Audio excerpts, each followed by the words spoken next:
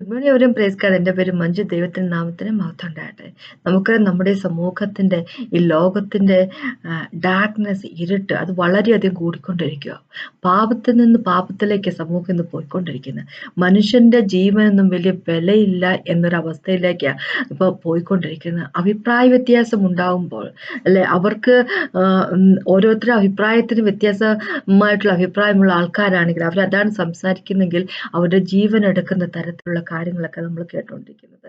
ഞാനിപ്പോൾ പറഞ്ഞത് ഇപ്പം അമേരിക്കയിൽ കുറച്ച് ദിവസം മുമ്പ് നടന്ന ചാർലി കിർക്ക് എന്ന വ്യക്തിയുടെ, നമ്മളുടെ ഒരാൾ അല്ലെ സഹോദരന്റെ അനുഭവത്തെ പറ്റിയാണ് പറഞ്ഞത്. അദ്ദേഹത്തിനുണ്ടായിരുന്ന അഭിപ്രായം, അദ്ദേഹം വിശ്വസിച്ചുകൊണ്ടിരുന്ന കാര്യത്തെപ്പറ്റി അദ്ദേഹം സംസാരിച്ചപ്പോൾ, അദ്ദേഹം യേശുക്രിസ്തുവിന് വേണ്ടി നിലനിന്നപ്പോൾ അല്ലെ, നിലകൊണ്ടപ്പോൾ മറ്റുള്ളവർക്ക് അത് ഇഷ്ടപ്പെട്ടു. അദ്ദേഹത്തെ ജീവനെടുക്കുക തന്നെ ചെയ്തു. പക്ഷേ അപ്പോൾ ദൈവം ഇവിടെ പറയുന്ന ഒരു കാര്യമുണ്ട് നമ്മളോട്. ചാർലി എങ്ങനെയായിരുന്നു അല്ലെ, ദൈവത്തിന് വേണ്ടി പൊരുതിയ ഒരു വ്യക്തിയാണ്. ദൈവത്തിന്റെ ലൈറ്റ് ഈ ലോകത്തിലേക്ക് കൊണ്ടുവന്നൊരു വ്യക്തിയാണ്. നമ്മളെയും വിളിച്ചിരിക്കുന്നത് ദൈവത്തിന്റെ മക്കളായിട്ടാണ്. ദൈവം ലൈറ്റാണെങ്കിൽ നമ്മളും ലൈറ്റാണ് അല്ലെ. അപ്പൊ അങ്ങനെയാകുമ്പോൾ ആ ദൈവത്തിന്റെ ലൈറ്റ് ഈ ലോകത്തിലേക്ക് കൊണ്ടുവരാൻ നമ്മളോട് പറഞ്ഞിരിക്കുന്നത്. അതിന് വേണ്ടി നമ്മൾ പരിശ്രമിക്കുക. നമ്മൾ ദൈവത്തിന്റെ ലൈറ്റ് കൊണ്ടുവരുന്നതിന് വേണ്ടി നമ്മൾ നിലനിൽക്കും. അതിനെപ്പറ്റിയാണ് ദൈവം പറഞ്ഞിരിക്കുന്നത് അല്ലെ. ദൈവത്തിന്റെ സത്യം സ്പ്രെഡ് ചെയ്യുന്ന വ്യക്തികളായിരിക്കും. ഈ ലോകത്തിന്റെ അവസ്ഥ വളരെ മോശമായിട്ട് വന്നുകൊണ്ടിരിക്കുക ഓരോ ദിവസം ചെല്ലുന്തോറും. അപ്പം നമ്മളെപ്പോലുള്ള വ്യക്തികൾ, യേശുക്രിസ്തുവിനെ പറ്റി അറിയാവുന്ന വ്യക്തികൾ, നമ്മൾ സൈലന്റ് ആകുവാണെങ്കിൽ എന്ത് പറ്റുമെന്ന് വെച്ച് കഴിഞ്ഞാൽ ഈ സൊസൈറ്റി പിന്നെയും വളരെയധികം ഡാർക്ക്നെസ്സിലേക്ക് പോവുകയേ ചെയ്യത്തുള്ളൂ. അപ്പം അതിനായിട്ട് നമ്മളായിട്ട് ഇടവരുത്തരുത് അല്ലെ, നമ്മളായിട്ട് ഇടവരുത്തരുതാണ് ദൈവം നമ്മളോട് പറയുന്നത്. അപ്പോൾ നമുക്കൊന്ന് പ്രാർത്ഥിച്ച് ശരി സംസാരിക്കും. കർത്താവ് സമയത്ത് നന്ദി പറയുന്നു. കർത്താവ്, thank you Jesus, praise and worship you. കർത്താവ് നന്ദി പിതാവ്, അങ്ങയുടെ വചനത്തിനാണ് നന്ദി പറയുന്നു. കർത്താവ് ഞങ്ങളെ തേടിയെത്തിനും നന്ദി പറയുന്നു. കർത്താവെ, ഞങ്ങളാരും അങ്ങനെ തേടിയെത്തിയതല്ല. അങ്ങയുടെ സ്നേഹം ഞങ്ങളെ തേടിയെത്തിയപ്പോൾ, ഞങ്ങളെ വീണ്ടെടുത്തപ്പോൾ ഞങ്ങൾക്ക് ഇന്ന് ലൈറ്റ് ഉണ്ട് ജീവിതത്തിൽ, ഞങ്ങൾക്ക് ഇന്ന് ലൈഫ് ഉണ്ട് ഞങ്ങളുടെ ഉള്ളിൽ. കാരണം അങ്ങ് ഞങ്ങളുടെ ഒപ്പം ഉണ്ട്. കർത്താവ്, താങ്ക് യു ജീസസ്. അതുപോലെ തന്നെ കർത്താവെ, ഞങ്ങളെ ഉപയോഗിക്കണമെന്ന് അപേക്ഷിക്കുന്ന കർത്താവ്, ലോകത്തിന് ലൈറ്റ് ആകുന്നതിന് വേണ്ടി praise and worship you master. Thank you so much. Hallelujah. ഞങ്ങളിൽ ആരും തന്നെ കർത്താവെ ഒരു മടി കൂടാതെ, കർത്താവ് മടിയുള്ളവരായി തീരാതിരിക്കട്ടെ. കർത്താവ് മടിയില്ലാതെ മുമ്പോട്ട് ഇറങ്ങി വന്ന് അങ്ങനെ പിടിച്ച് സംസാരികളൊക്കെ അപ്പൊ നമുക്ക് ഇന്ന് എഫേസ്യർക്കെഴുതിയ ലേഖനത്തിലേക്ക് പോകാം. എഫേസ്യന്റെ 5 8 തൊട്ട് 12 വരെയുള്ള വാക്കുകളൊന്ന് വായിക്കുക. ഇതെല്ലാവർക്കും അറിയാവുന്ന, പക്ഷെ എന്നാലും പെട്ടെന്നൊന്ന് വായിക്കാം. ഇങ്ങനെയാണ് പറഞ്ഞിരിക്കുന്നത്. എഫേസ്യന്റെ 5 8 തൊട്ട് 12 വരെ ഇങ്ങനെ പറഞ്ഞിരിക്കുന്നത്: മുമ്പേ നിങ്ങൾ ഇരുളായിരുന്നു, ഇപ്പോഴോ കർത്താവിൽ വെളിച്ചമാകുന്നു. കർത്താവിന് പ്രസാദമായത് എന്തെന്ന് പരിശോധിച്ചുകൊണ്ട് വെളിച്ചത്തിലുള്ളവരായി നടന്നുകൊള്ളുവാൻ. സകല സൽഗുണവും നീതിയും സത്യവും അല്ല വെളിച്ചത്തിന്റെ ഫലം. ഇരുട്ടിന്റെ നിഷ്ഫല പ്രവൃത്തികൾ കൂട്ടാളികൾ ആകരുത്, അവയെ ശാസിക്കുക അത്ര വേണ്ടത്. അവർ ഗൂഢമായി ചെയ്യുന്നത് പറയാൻ പോലും ലജ്ജയാകുന്നു.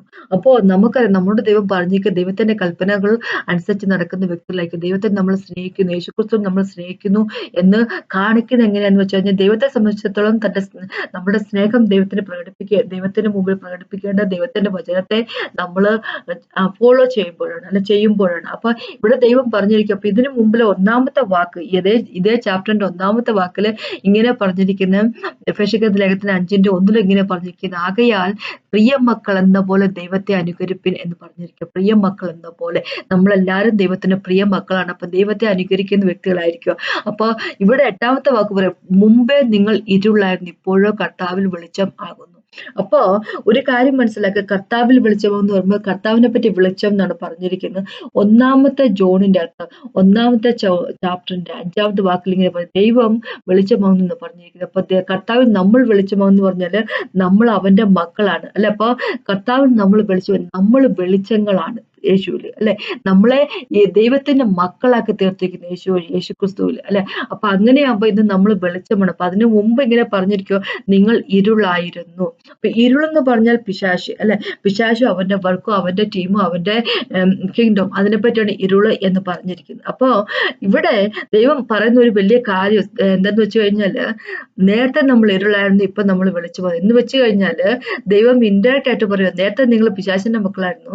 പോൾ വഴി പറയും, നേരത്തെ നിങ്ങൾ പിശാചിന്റെ മക്കളായിരുന്നു, പിശാചിന്റെ ടീം പെട്ടവരായിരുന്നു. ഇന്ന് നിങ്ങൾ യേശുവിന്റെ മക്കളാണ്, യേശുവിന്റെ ടീമിലാണ് ഉള്ളതെന്ന് പറഞ്ഞിരിക്കും. അപ്പൊ പിശാചിന്റെ മക്കളെന്ന് പറയാനുള്ള കാരണം ഇതേ യോഹന്നാനിലേക്ക് പോകുമ്പോൾ, ഒന്നാമത്തെ യോഹന്നാൻ, യോഹന്നാൻ എഴുതിയ, അപ്പോസ്റ്റൽ ജോൺ എഴുതിയ എപ്പസലിന്റെ അല്ല, ഒന്നാമത്തെ എപ്പസലിന്റെ 3-ാമത്തെ ചാപ്റ്ററിലേക്ക് പോകുമ്പോൾ 8-ലും 10-ഉം വാക്കുകൾ ഇങ്ങനെ തന്നെ പറഞ്ഞിരിക്കുന്നത്, പിശാചിന്റെ മക്കൾ എന്നാ പറഞ്ഞിരിക്കുന്നത്.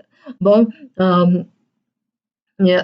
ഉദാഹരണമായിട്ട് പറയാം, ഒന്നാമത്തെ യോഹന്നാന്റെ 3:8 ഇങ്ങനെ പറഞ്ഞിരിക്കുന്നു. 3:8 പറഞ്ഞിരിക്കുക, പാപം ചെയ്യുന്ന പിശാചിന്റെ മകൻ ആകുന്നു. 10-ാമത്തെ വാക്ക് ദൈവത്തിന്റെ മക്കൾ ആരെന്നും പിശാചിന്റെ മക്കൾ ആരെന്നും ഇതിനാൽ വെളിപ്പെടുന്നു. അപ്പൊ ദൈവത്തിന്റെ മക്കളുണ്ട്, പാപം ചെയ്യാതെ യേശുവിലായിരിക്കുന്നവർ ദൈവത്തിന്റെ മക്കള്, യേശുവിലല്ലാത്ത വ്യക്തികള് പിശാചിന്റെ മക്കള്, അല്ലെ? അപ്പൊ പിശാചിനും മക്കളുണ്ട്, ദൈവത്തിനും മക്കളുണ്ടെന്ന് ചുരുക്കം, അല്ലെ? നമ്മുടെ ഈ ലോകത്ത് കാണുന്ന വ്യക്തികള് യേശുക്രിസ്തു അല്ലാത്ത ഇരിക്കുന്ന ആൾക്കാർ, ഇപ്പൊ നമ്മുടെ കുടുംബത്തിൽപ്പെട്ടവരാണെങ്കിൽ പോലും, ഇപ്പൊ നമ്മളുടെ കുഞ്ഞുങ്ങളാണെങ്കിൽ പോലും അവർ യേശുക്രിസ്തുവിലല്ല എങ്കിൽ അവർ ഓട്ടോമാറ്റിക് പിശാചിന്റെ മക്കളാണ്. അത് കേൾക്കാൻ വളരെ ബുദ്ധിമുട്ടുള്ള കാര്യമാണ്, പക്ഷെ അത് അങ്ങനെയാ കാര്യം, അല്ലെ? കാരണം യേശുവിന്റെ മക്കളായിട്ടുള്ളവർ യേശുവിന്റെ രക്ഷകനായിട്ട് സ്വീകരിച്ചിട്ടുണ്ടായിരിക്കും, യേശുവിന്റെ കിങ്ഡത്തിലായിരിക്കും, അവരാണ് ദൈവത്തിന്റെ മക്കള്. നമുക്ക് ദൈവത്തിന്റെ മക്കളാകാനുള്ള ചാൻസ് ദൈവം തന്നിരിക്കുന്ന യേശുക്രിസ്തുവിന്റെ രക്ഷകനായിട്ട് സ്വീകരിച്ചുകൊണ്ട് മാത്രമാണ്. യേശുവിന്റെ രക്തം കൊണ്ട് നമ്മളെ വാഷ് ചെയ്തപ്പോൾ, നമ്മളെ യേശുവിന്റെ രക്തം കൊണ്ട് വീണ്ടെടുത്തപ്പോൾ പിതാവുമായിട്ട് നമ്മള് സമാധാനത്തിലാവുക ചെയ്തിരിക്കുന്നത്. അപ്പൊ അങ്ങനെയാണ് നമ്മൾ യേശുവിന്റെ മക്കളായി തീർന്നത്. യേശുവിന്റെ മക്കളായി തീരുമെന്ന് പറയുമ്പോൾ ദൈവത്തിന്റെ മക്കളായി തീർന്നിരിക്കുന്നു, അല്ലെ? അല്ലാത്തവര് യേശുവിൽ അല്ലാതിരിക്കുന്ന വ്യക്തികള്, അല്ലെ, ആരും തന്നെ യേശുവിന്റെ ദൈവത്തിനല്ല, അവര് പിശാചിന്റെ മക്കളാണ്, അല്ലെ? അപ്പൊ പിശാചിന്റെ മക്കൾ എന്ന് പറയുമ്പോൾ ശരിക്കും പൈശാചികമായിട്ടുള്ള രീതിയിൽ കാര്യങ്ങൾ ചെയ്യുന്ന ആൾക്കാരുണ്ട്, അല്ലാതെ ഒന്നും അറിയാതെ, അല്ലെ, ഇന്നസെന്റ് ആയിട്ട് നടക്കുന്ന ആൾക്കാര്, വലിയ കുറ്റങ്ങളൊന്നും ചെയ്യുന്നില്ലെങ്കിൽ പോലും അവരുടേതായിട്ടുള്ള പാപത്തിന്റെ ഒക്കെ മേഖലയിലൊക്കെ ഇങ്ങനെ നടന്നിരുന്ന വ്യക്തികൾ, അല്ലാതെ സമൂഹത്തിന് പ്രത്യേകിച്ച് ബുദ്ധിമുട്ട് ദോഷങ്ങളൊന്നും ഉണ്ടാകാതിരിക്കുന്ന വ്യക്തികളുണ്ട്. പക്ഷെ എന്തെങ്കിൽ പോലും, അല്ലെ, നമ്മൾ പലരും അങ്ങനെയായിരുന്നു. നമ്മൾ നമ്മുടേതായിട്ടുള്ള പാവത്തിലും നമ്മുടേതായിട്ടുള്ള രീതിയിലൊക്കെ നമ്മൾ നടന്നുകൊണ്ട്, പക്ഷെ സമൂഹത്തിന് മിക്കവാറും നമ്മളെ കൊണ്ടൊന്നും വലിയ ബുദ്ധിമുട്ടൊന്നും ഉണ്ടായിരുന്നില്ല. നമ്മൾ ആരെയും ചെന്ന് കൊല്ലാനോ വിളിക്കാനോ മറ്റുള്ളവർക്ക് ദോഷം ഉണ്ടാക്കാനോ അങ്ങനെ പോയിരുന്ന ഒരു സ്വഭാവം അങ്ങനെ പലർക്കും ഉണ്ടായിരുന്നില്ല, അല്ലെ? പക്ഷെ വേറെ ചിലരുണ്ടായിരുന്നു, ഭയങ്കര അടിയും ബഹളവും കള്ളുകൂടിയും കുടുംബത്തിന് ദോഷം, സമൂഹത്തിന് ദോഷം, അങ്ങനെയൊക്കെ നടന്ന് മഹാമോശപ്പെട്ട രീതിയിലുണ്ടായിരുന്ന വ്യക്തികൾ അതുകൊണ്ടുണ്ട്. അവിടെ നിന്നൊക്കെ ദൈവം കൊണ്ടുവന്ന, യേശുവിന്റെ കിങ്ഡത്തിലേക്ക് കൊണ്ടുവന്ന വ്യക്തികളും ഉണ്ട്, അല്ലെ? അപ്പം ചിലര് നേരത്തെ പറഞ്ഞ പോലെ ആദ്യം പ്രശ്നങ്ങളൊന്നും സമൂഹത്തിൽ ഉണ്ടാക്കാതിരുന്നെങ്കിൽ പോലും, പക്ഷെ അവര് യേശുക്രിസ്തുവിനെ രക്ഷകനായിട്ട് സ്വീകരിക്കാതിരിക്കുന്നത് കൊണ്ട് അവര് ഓട്ടോമാറ്റിക്കലി പിശാചിന്റെ കിങ്ഡത്തിലാണ് വന്നിരിക്കുന്നത്. അപ്പൊ നമുക്കറിയാം, എഫേസ്യർ ലേഖനത്തിന്റെ 2-ാമത്തെ ചാപ്റ്ററിലേക്ക് വരുമ്പോ ഇങ്ങനെ പറഞ്ഞിരിക്കുന്നത്, അല്ലെ, നമ്മൾ ഒരിക്കലും മരിച്ചവരായിരുന്നു, നമ്മുടെ കൃത്യങ്ങളിൽ മരിച്ചവരായിരുന്നു, ട്രസ്പാസിൽ നമ്മൾ മരിച്ചവരായിരുന്നു, നമ്മള് ഈ ലോകത്തിന്റെ, അല്ലെ, ഈ എന്താ പറഞ്ഞ ഒരു കാലഗതിക്ക് അനുസരിച്ച് നടന്ന വ്യക്തികളായിരുന്നു. ഇപ്പോൾ വ്യാപരിക്കുന്ന ആത്മാവിന് അധിപതിയായവനെ അനുസരിച്ച് നടന്നിരുന്നവർ ആയിരുന്നു, അല്ലെ? അപ്പോ അനുസരണക്കേടിന്റെ മക്കളായിരുന്നു നമ്മള്, പിശാചിന്റെ ഇഷ്ടത്തിനനുസരിച്ച് നടന്നിരുന്ന വ്യക്തികളായിരുന്നു. അപ്പൊ അങ്ങനെയൊക്കെ പറയുമ്പോൾ നമ്മൾ അവന്റെ കിങ്ഡത്തിൽ പെടുന്ന ആൾക്കാരായിരുന്നു ഒരു കാലത്ത്. അവിടെ നിന്നെല്ലാം നമ്മളെ ദൈവം വെളിച്ചമാക്കി തീർത്തിരിക്കുന്നു. യേശു തന്റെ രക്തം ചീന്തിയത് വഴി നമ്മളെ ഇന്ന് വെളിച്ചമാക്കി തീർത്തിരിക്കുകയാണ് ചെയ്തിരിക്കുന്നത്. അപ്പൊ ഇങ്ങനെ പറഞ്ഞു, മുമ്പേ നിങ്ങൾ ഇരുളായിരുന്നു, ഇപ്പോഴും കർത്താവിൽ വെളിച്ചമാകുന്നു, കർത്താവിന് പ്രസാദമായത് എന്തെന്ന് പരിശോധിച്ചുകൊണ്ട് വെളിച്ചത്തിലുള്ളവരായി നടന്നുകൊള്ളു. അപ്പൊ നമ്മൾ ഇന്ന് വെളിച്ചമാണ്, നമ്മൾ ഇന്ന് ദൈവത്തിന്റെ മക്കളാണ്. അപ്പൊ കർത്താവിന് എന്താണ് ഇഷ്ടമുള്ളതെന്ന് അത് മനസ്സിലാക്കിക്കൊണ്ട് അതനുസരിച്ച് ജീവിക്കുക. എന്ന് വെച്ച് കഴിഞ്ഞാൽ ദൈവത്തിന്റെ കമാൻഡ്മെന്റ്സ്, ദൈവത്തിന്റെ വചനം വെറുതെ വായിക്കുന്ന വ്യക്തികളാകാതെ ദൈവത്തിന്റെ വചനം പ്രവർത്തിക്കുന്ന വ്യക്തികളായിക്കൊണ്ട് ജീവിക്കുക എന്ന് പറഞ്ഞിരിക്കുക, അല്ലെ? ദൈവം പറയുന്ന അനുസരിച്ച് അങ്ങനെ ജീവിക്കുന്ന വ്യക്തികളായിരിക്കും. അപ്പൊ ദൈവം പറഞ്ഞിരിക്കുന്ന ഒരു വ്യക്തിയാണ്, ഒരു കാര്യമാണ് നമ്മളോട്. ഇപ്പൊ 9-ാമത്തെ വാക്കൂടെ പറഞ്ഞിട്ട് പറയാം, കർത്താവിന് പ്രസാദമായി എന്തെന്ന് പരിശോധിച്ചുകൊണ്ട് വെളിച്ചത്തിലുള്ളവരെ നടക്കുക, സകല സൽഗുണവും നീതിയും സത്യവുമല്ലോ വെളിച്ചത്തിന്റെ ഫലം, അല്ലെ? അപ്പൊ വെളിച്ചത്തിന്റെ ഫലം എന്നിവിടെ പറഞ്ഞിരിക്കുന്നു. അപ്പൊ ഇംഗ്ലീഷ് ട്രാൻസ്ലേഷനിലേക്ക് വരുമ്പോൾ പറഞ്ഞിരിക്കുന്ന fruit of spirit, capital S, എന്ന് വെച്ച് കഴിഞ്ഞാൽ ഹോളി സ്പിരിറ്റ് ഗോഡിനെ പറ്റിയാണ് പറഞ്ഞിരിക്കുന്നത്. ഫ്രൂട്ട് ഓഫ് ദ സ്പിരിറ്റ് എന്ന് പറഞ്ഞിരിക്കുന്നത്, ഫ്രൂട്ട് ഓഫ് ദ സ്പിരിറ്റ് എന്ന് പറഞ്ഞത് സൽഗുണവും നീതിയും സത്യവുമല്ല. അപ്പൊ നമുക്കറിയാം, ഫ്രൂട്ട് ഓഫ് സ്പിരിറ്റ് എന്ന ഹോളി സ്പിരിറ്റ് ഗോഡ് വഴി, ഹോളി സ്പിരിറ്റ് ഗോഡ് നമ്മുടെ ജീവിതത്തിലേക്ക് വരുമ്പോൾ ഉണ്ടാകുന്ന ഫലങ്ങൾ, അല്ലെ? അപ്പൊ ഇവിടെ ദൈവം വെളിച്ചമാണെന്ന് പറഞ്ഞിട്ടുണ്ട് യോഹന്നാന്റെ 1-ാമത്തെ 1 എന്ന് പറയുമ്പോൾ ദൈവത്തെ പറ്റി തന്നെ പറഞ്ഞത്. ഫ്രൂട്ട് ഓഫ് ദ സ്പിരിറ്റ് എന്നും ഫ്രൂട്ട് ഓഫ് ദ ലൈറ്റ് എന്ന് പറഞ്ഞാൽ ഒന്ന് തന്നെ, ദൈവത്തെ പറ്റിയാണ് പറഞ്ഞത്. ദൈവത്തിന്റെ ഫ്രൂട്ട്, അല്ലെ, ദൈവത്തിന്റെ ഫലം, അല്ലെ എന്നെങ്ങനെ പറഞ്ഞിരിക്കുന്നത് കർത്താവിന് എന്താ പറയാ സകല ഗുണവും നീതി സത്യമുള്ള വെളിച്ചത്തിന്റെ ഫലം അല്ല അപ്പൊ ദൈവത്തിന്റെ ഫലം ദൈവം നമ്മുടെ ജീവിതത്തിൽ ഉണ്ടാകുമ്പോഴുള്ള ഫലം എന്ന് പറഞ്ഞാല് സകല സൽഗുണവും നീതിയും സത്യവുമല്ല അപ്പൊ സകല സൽഗുണത്തിലും നീതിയിലും സത്യത്തിലും ഒക്കെ നടക്കുന്ന വ്യക്തികളായിരിക്കും എന്ന് പറഞ്ഞിരിക്കുക ഇനി അതോടൊപ്പം തന്നെ നമ്മളോട് പറയും ഇവിടെ ദൈവം ഇരുട്ടിന്റെ നിഷ്ഫല പ്രവർത്തികൾ കൂട്ടാളികളാകരുത് അവയെ ശാസിക്കുക അത്ര വേണ്ടത് അവർ ഗൂഢമായി ചെയ്യുന്നതെന്നും പറയാൻ പോലും ലജ്ജയാകുന്നു അപ്പോ ഇരുട്ടിന്റെ നിഷ്ഫല പ്രവർത്തികൾ കൂട്ടാളികളായത് ഇരുട്ടിന്റെ പ്രവർത്തികളിലേക്ക് ഡാർക്ക്നെസിന്റെ പ്രവർത്തിയിലേക്ക് തിരിച്ചു പോകുന്ന വ്യക്തികളാകരുത് നമ്മളായിരുന്ന അവസ്ഥയിൽ നമ്മളെ തിരിച്ച് ദൈവം കൊണ്ടുവന്നാണ് ദൈവത്തിലേക്ക് യേശുവിലേക്ക് കൊണ്ടുവന്ന് വെളിച്ചമായി കൊണ്ടുവന്നിരിക്കുകയാണ് ഇനി തിരിച്ച് അതിലേക്ക് പോകരുത് ഇവർ ചെയ്യുന്ന പ്രവർത്തികൾ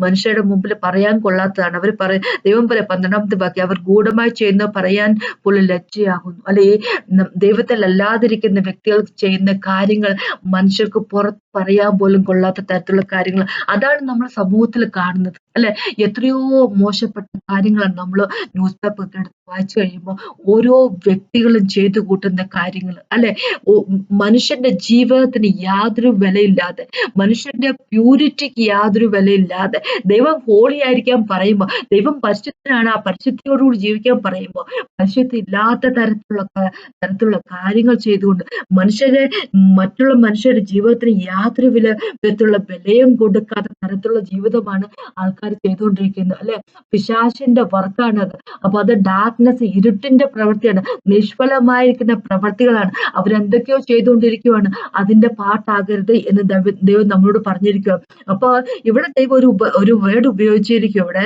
എന്താന്ന് വെച്ച് കഴിഞ്ഞാൽ ഇരുട്ടിന്റെ നിഷ്ഫല പ്രവർത്തികൾ കൂട്ടാളികളാകുക അവയെ ശാസിക്കുക അത്രയും വേണ്ടത് ഇംഗ്ലീഷ് ബൈബിളിലേക്ക് പറയുമ്പോൾ അവരെ എക്സ്പോസ് ചെയ്യുക എന്ന് പറഞ്ഞിരിക്കുന്നത് അവരെ അതായത് പ്രവർത്തികളെ എന്താ പറയുക എക്സ്പോസ് ചെയ്യുക വെളിപ്പെടുത്തുക എന്ന് പറഞ്ഞിരിക്കുന്നത് എന്ന് വെച്ച് കഴിഞ്ഞാൽ അവരെ ശാസിക്കുകയെന്നും വെളിപ്പെടുത്തുക എന്നൊക്കെ പറയുമ്പോൾ ദൈവം ഇവിടെ ഉദ്ദേശിക്കുന്നത് എന്താന്ന് വെച്ച് കഴിഞ്ഞാല് നമ്മള് കുറെ യൂട്യൂബ് വീഡിയോ ഒക്കെ ഉണ്ടാക്കി മറ്റുള്ളവർ ചെയ്യുന്നത് മോശമാണെന്നുള്ള രീതിയിൽ ഇപ്പൊ അങ്ങനെ പല യൂട്യൂബ് വീഡിയോകൾ കാണുന്നില്ല ചില പാസ്റ്റർമാരൊന്നും കൊള്ളത്തില്ല അവർ ചെയ്യുന്ന പ്രവർത്തനമൊന്നും കൊള്ളത്തില്ല അവര് മോശമായിട്ടുള്ളത് അവരെ വർക്ക് ശരിക്കും പറഞ്ഞാൽ ദൈവത്തിൽ നിന്നുള്ളതല്ല എന്നൊക്കെ പറഞ്ഞുകൊണ്ട് കുറെ യൂട്യൂബ് വീഡിയോകൾ അല്ലെങ്കിൽ ലോകത്തുള്ള ആൾക്കാരാണെങ്കിൽ കുറെ അവരിടുന്ന ഡ്രസ്സ് കൊള്ളത്തില്ല അവരുടെ ജീവിതം കൊള്ളത്തില്ല അത് കൊള്ളത്തില്ല ഇത് കൊള്ളത്തില്ല എന്ന് പറഞ്ഞ് വേറെ കുറച്ച് റീൽസ് അല്ല ഷോർട്സും റീൽസും ഒക്കെ ആയിട്ട് അങ്ങനെ കുറെ യൂട്യൂബ് വീഡിയോ ആയിട്ട് പിന്നെ ഇൻസ്റ്റാഗ്രാമിൽ കുറച്ച് ടിക്ടോക്കിൽ കുറച്ച് വീഡിയോസ് ഫേസ്ബുക്കിൽ കുറച്ച് വീഡിയോസ് അങ്ങനെ ഒന്നും ചെയ്ത് കുറെ വീഡിയോസ് ഉണ്ടാക്കിയിടാനല്ല ദൈവം പറഞ്ഞിരിക്കുന്നത് നമ്മളോട് പറയാം അവരെ എക്സ്പോസ് ചെയ്യുക അല്ലെങ്കിൽ അവരെ ശാസിക്കുക എന്ന് പറയുമ്പോൾ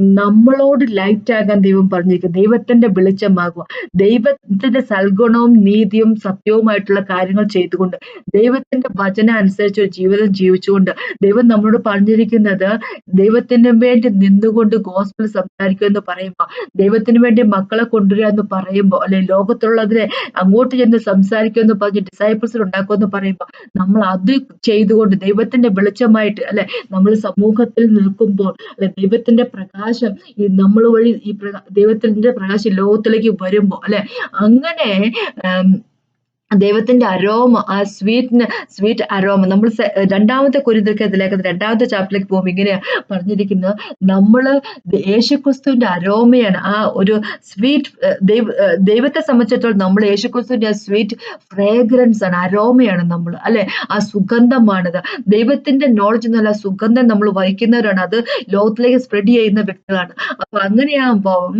നമ്മള് യേശുവിനെ പറ്റി സംസാരിക്കുമ്പോൾ യേശുവിനെ പറ്റി പറയുന്ന കാര്യങ്ങൾ ആ സുഗന്ധം എന്നുള്ളത് യേശു ലായിക്കുന്ന വ്യക്തികളെ സംബന്ധിച്ചിടത്തോളം സുഗന്ധമാണ് പക്ഷെ ഓപ്പോസിറ്റ് ആയിരിക്കുന്ന വ്യക്തി ഓപ്പോസിറ്റ് ഗ്രൂപ്പിൽ വരുന്ന ആൾക്കാർ എന്ന് വെച്ച് കഴിഞ്ഞാൽ പിശാചന്റെ മക്കളായിരിക്കുന്നവർക്ക് അവരെ സംബന്ധിച്ചിടത്തോളം മരണത്തിന്റെ ഗന്ധമാണ് അല്ലെ പക്ഷെ എന്തിരുന്നാലും നമ്മളോട് പറഞ്ഞിരിക്കുക ദൈവത്തിന്റെ പ്രകാശമാകും ദൈവത്തിന്റെ സുഗന്ധമാകും യേശുവിന്റെ പ്രകാശമാണ് ഇപ്പൊ ആകുക എന്ന് പറഞ്ഞിരിക്കുക അപ്പൊ നമ്മൾ യേശു എന്നുള്ള ദൈവത്തിന്റെ അല്ലെ യേശുവിന്റെ സുഗന്ധമായിട്ട് ഈ ലോകത്ത് നമ്മൾ വർക്ക് ചെയ്യുമ്പോൾ ദൈവത്തിന്റെ പ്രകാശമായിട്ട് നമ്മൾ നിൽക്കുമ്പോൾ അല്ലെ ദൈവത്തിന് വേണ്ടി നിൽക്കുമ്പോൾ സത്യം നമ്മൾ എന്താ പറയുക സംസാരിക്കുന്ന വ്യക്തികളാകുമ്പോൾ പേടിയില്ലാതെ സത്യം സംസാരിക്കുന്ന വ്യക്തികളായിരിക്കണം നമ്മൾ അങ്ങനെ നമ്മൾ സംസാരിക്കുന്ന വ്യക്തികളായിരിക്കുമ്പോൾ നമ്മൾ ദൈവത്തിന്റെ സുഗന്ധവും ദൈവത്തിന്റെ വെളിച്ചമായിരിക്കും അപ്പൊ നമ്മൾ ദൈവത്തിന്റെ വെളിച്ചമായിരിക്കുമ്പോൾ നമ്മൾ എല്ലാവരും വെളിച്ചമായിട്ട് വരുമ്പോൾ ഈ ലോകത്തുള്ള ഇരുട്ടിനെ നമ്മൾ എക്സ്പോസ് ചെയ്യുന്നത് അതിനെ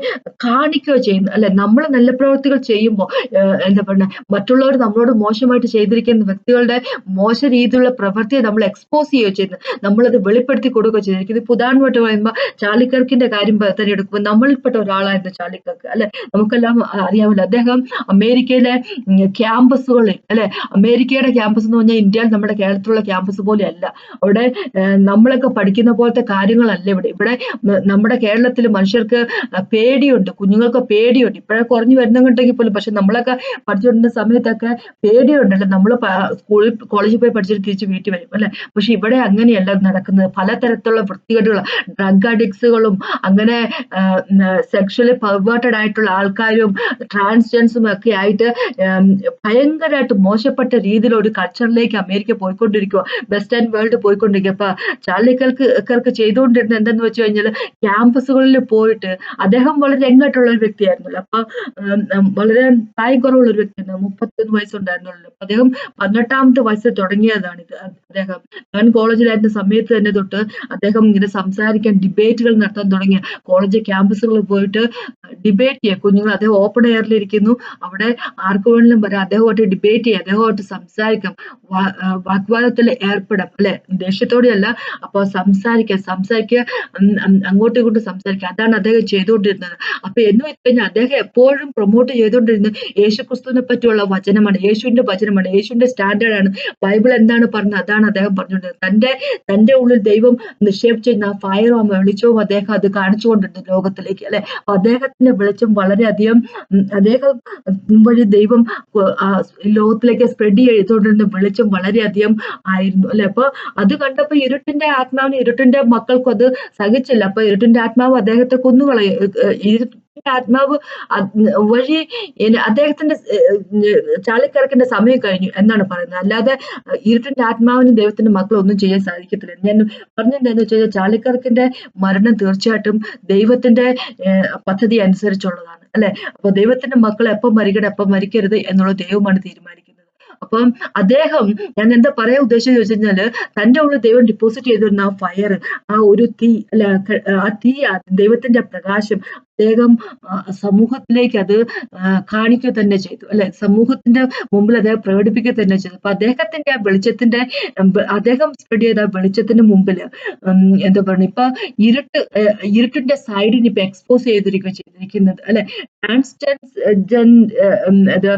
ട്രാൻസ്ജെൻസ് എന്നുള്ള ഒരു ഗ്രൂപ്പിലെ ആൾക്കാർ ആണല്ലോ ഇപ്പൊ അദ്ദേഹത്തെ കൊന്നിരിക്കുന്നത്. അപ്പൊ അങ്ങനെയാകുമ്പോ അവരായിരിക്കുന്ന ഡാർക്ക്നെസ്സിനെ പറ്റി ഇതിങ്ങനെ എക്സ്പോസ് ചെയ്തിരിക്കുന്നത് അദ്ദേഹത്തിന് ചാലിക്കട്ടുന്ന ഒരു വ്യക്തി സ്പ്രെഡ് ചെയ്ത വെളിച്ചം വഴി. അപ്പൊ അത് തന്നെ ദൈവം നമ്മളോട് പറഞ്ഞിരിക്കുന്നത്, പേടിയില്ലാതെ ശക്തമായിട്ട് എന്താ പറഞ്ഞ ധൈര്യത്തോടു കൂടി അല്ലെ. ജോഷുവിനോട് ദൈവം പറഞ്ഞുപോലെ നീ മുമ്പോട്ട് പോയി, ഞാനുണ്ട് കൂടെ എന്ന് പറഞ്ഞു. നമ്മുടെ ദൈവം നമ്മളോട് പറഞ്ഞിരിക്കുക, ഞാനുണ്ട് കൂടെ, നീ മുമ്പോട്ട് പോ. അപ്പൊ ധൈര്യത്തോടു കൂടി നമുക്ക് ഏറ്റു നിൽക്കാം അല്ലെ. അവരുമായിട്ട്, ഈ ലോകത്തിന്റെ പ്രവൃത്തികളുമായിട്ട് നമ്മൾ പിന്നെ ഒരു ഫ്രണ്ട്ഷിപ്പിന് പോകാതെ, തിരിച്ച് അവര് ചെയ്യുന്ന മോശപ്പെട്ട കാര്യത്തിലേക്ക് പോകാതെ, ദൈവത്തിന്റെ ലൈറ്റായിട്ട് അല്ലെ, ദൈവത്തിന്റെ ഈ ലോകത്തിലുള്ള ലൈറ്റായിട്ട് നമുക്ക് നിലകൊള്ളാം. നമുക്ക് എഴുന്നേറ്റ് നിൽക്കുക യേശുവിന് വേണ്ടി, നമുക്ക് സംസാരിക്കുക യേശുവിന് വേണ്ടി അല്ലെ. ഒരുപാട് കുഞ്ഞുങ്ങളുണ്ട് നശിച്ചു പോകുന്നത്. നമ്മൾ സംസാരിച്ചില്ലെങ്കിൽ നശിച്ചു പോകുന്ന സമൂഹമുണ്ടെന്ന് മനസ്സിലാക്കുക. നമ്മൾ സംസാരിക്കാതിരിക്കുന്നത് കൊണ്ട് മാത്രം ഈ സമൂഹം നശിച്ചു പോകുന്ന സുഹൃത്തുക്കളെ, അതിനെപ്പറ്റി ദൈവം പറഞ്ഞിരിക്കുന്നു. ഒരിക്കൽ നിങ്ങൾ എന്താ പറയുക, ഇരുട്ടായിരുന്നു, ഒരിക്കൽ നിങ്ങൾ പിശാചിന്റെ കുഞ്ഞുങ്ങളായിരുന്നു, ഇന്ന് നിങ്ങൾ എന്റെ കുഞ്ഞുങ്ങളാണെന്ന് ദൈവം പറഞ്ഞിരിക്കുന്നത്. ദൈവത്തിന്റെ കുഞ്ഞുങ്ങളാണ് നമ്മൾ. അപ്പൊ അങ്ങനെയാകുമ്പോൾ ദൈവത്തെ പോലെ, യേശു ക്രിസ്തുവിനെ പോലെ തന്നെ ഉള്ളവരായിരിക്കാം, ഇമിറ്റേറ്റേഴ്സ് ആയിരിക്കാം. ഒന്നാമത്തെ വാക്ക് 5ാമത്തെ ചാപ്റ്ററിന്റെ എഫേഷ്യന്റെ 5:1 ഇങ്ങനെ പറഞ്ഞിരിക്കുന്നത്, ദൈവത്തിന്റെ ഇമിറ്റേറ്റേഴ്സ് ആയിരിക്കാം. എന്ന് വെച്ചാൽ യേശു ക്രിസ്തുവിനെ ഇമിറ്റേറ്റ് ചെയ്യുന്ന വ്യക്തികളായിരിക്കും, യേശുവിന് വേണ്ടി നിലനിൽക്കുന്ന വ്യക്തികളായിരിക്കും. ഹോളി സ്പിരിറ്റ് ഗോഡ് കൂടെയുണ്ട്, ശക്തിയായാലും ഹോളി സ്പിരിറ്റ് ഗോഡ് ഉണ്ട്. നമുക്ക് അങ്ങനെ തന്നെ ആയിരിക്കാം, സംസാരിക്കുന്നവരായിരിക്കാം അല്ലെ. സമൂഹത്തിന് വളരെയധികം ആവശ്യമാണ് നമ്മളെപ്പോലുള്ള വ്യക്തികളെ. നമ്മള് ഓരോ ഇരുട്ടിന്റെ കുഞ്ഞുങ്ങൾ ചെയ്യുന്ന കണ്ടുകൊണ്ട് പേടിച്ച് മുട്ടുമടക്കി പോകേണ്ട വ്യക്തികളല്ല. നമ്മളെപ്പോലുള്ളവരെ ആവശ്യമുള്ളവരുണ്ട്. ഒരുപാട് പേരുണ്ട് ദ്രോഹിക്കപ്പെട്ടവർ ഈ ലോകത്തില്. ഒരുപാട് പേരുണ്ട് കരയുന്ന വ്യക്തികൾ, ഒരുപാട് പേരുണ്ട് സങ്കടത്തിൽ കൂടെ കടന്നു പോകുന്ന വ്യക്തികൾ, അസുഖങ്ങളിൽ കൂടെ കടന്നു പോകുന്ന വ്യക്തികൾക്ക്. അവർക്കൊക്കെ നമ്മളെപ്പോലുള്ളവരെ ആവശ്യമാണ് അല്ലെ. നമ്മളെപ്പോലുള്ളവര് വളരെയധികം അത്യാവശ്യമാണ്. അപ്പൊ എനിക്കിതാ പറയാനുള്ളത്, നമുക്ക് ദൈവത്തിന് വേണ്ടി നിൽക്കുന്ന വ്യക്തികളായിരിക്കാം. പ്രാർത്ഥിച്ചു നിർത്താം. Thank you Jesus master God. Praise and worship you master God. ഞങ്ങളുടെ സ്നേഹത്തിനായിട്ട് നന്ദി പറയുന്നു. അങ്ങയുടെ സത്യം ഞങ്ങളുടെ ഉള്ളിൽ ഡിപ്പോസിറ്റ് ചെയ്തതിനായിട്ട് നന്ദി പറയുന്നു കർത്താവേ. ആ ഫയർ വെളിച്ചം ഞങ്ങളുടെ ഉള്ളിൽ ഡെപ്പോസിറ്റ് ചെയ്തതിന് നന്ദി പറയുന്നു കർത്താവേ. ഒരു കാലത്ത് ഞങ്ങള് പിശാചിന്റെ മക്കളായിരുന്നു. പക്ഷെ ഇന്ന് കർത്താവ് അങ്ങയുടെ കുഞ്ഞുങ്ങളാ. അങ്ങനെ ഇമിറ്റേറ്റ് ചെയ്യാനുള്ള കൃപ ഞങ്ങൾക്ക് തരണമെന്ന് അപേക്ഷിക്കുന്നു. Praise and worship you master. Thank you Jesus master God. അങ്ങയുടെ നന്മ ഞങ്ങളുടെ ഉള്ളിൽ ഉണ്ടാകട്ടെ. യേശുവെ നന്ദി പിതാവേ. Worship and praise you master in Jesus name amen. എന്നെ കേട്ടുകൊണ്ടിരിക്കുന്ന ഓരോ വ്യക്തിയോട് പ്രാർത്ഥിക്കുന്നത് അനുഗ്രഹിക്കുന്ന അപേക്ഷിക്കുന്നു. ഇത് കേട്ടതിന് നന്ദി. ദൈവത്തിനകത്ത് മഹത്വം ഉണ്ടാകട്ടെ.